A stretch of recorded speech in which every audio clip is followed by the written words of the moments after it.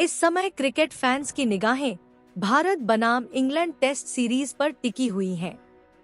इस बीच international cricket council (ICC) ने cricket के सभी फॉर्मेट्स में 8 बड़े बदलाव की घोषणा कर दी है। ये बदलाव वर्ल्ड टेस्ट चैंपियनशिप 2025 फाइनल के बाद हुए हैं। टेस्ट क्रिकेट से जुड़े नियम वर्ल्ड टेस्ट चैंपियनशिप 2025 से 27 चक्र की शुरुआत से लागू हो चुके हैं। वहीं व्हाइट बॉल फॉर्मेट से जुड़े नियम 2 जुलाई से लागू होंगे। एक टेस्ट क्रिकेट में लाया गया स्टॉप क्लॉक नियम। आईसीसी ने व्हाइट बॉल फॉर्मेट के बाद अब टेस्ट मैचों में भी स्टॉप क्लॉक लागू कर दिया है, जिसके तहत अब फील्डिंग टीम को पिछले ओवर के खत्म होने के 60 सेकंड के भीतर अगला ओवर शुरू करना होगा। अगर ऐसा नहीं होता है तो अंपायर्स पहले 2 वार्निंग्स देंगे। इसके बाद हर बार 5 रन की पेनाल्टी होगी। 80 ओवर के बाद वार्निंग्स को रीसेट कर दिया जाएगा। 2 वनडे में 35 ओवर के बाद सिर्फ एक गेंद का होगा इस्तेमाल। इस समय वनडे क्रिकेट में एक टीम को 2 गेंद का इस्तेमाल कर 25 से 25 ओवर डालने थे, लेकिन अब 2 जुलाई से वनडे में 35 ओवर के बाद टीम को एक ही गेंद का इस्तेमाल करने की इजाजत होगी। 3 सलाइवा नियमों को लेकर भी हुआ बदलाव। गेंद पर लार लगाना अभी भी बैन है। ऐसे में कई बार लार लगाकर टीम गेंद बदलवाने का प्रयास करती है, लेकिन अब ऐसा नहीं होगा।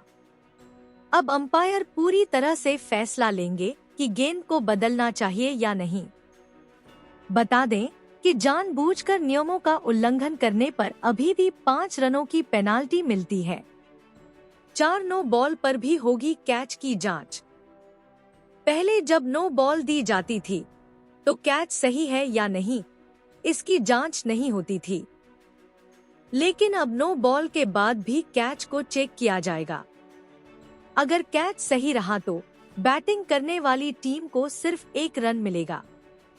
वहीं अगर कैच सही नहीं रहा तो वो जितने रन उस गेंद पर बनाएंगे वो सब गिने जाएंगे।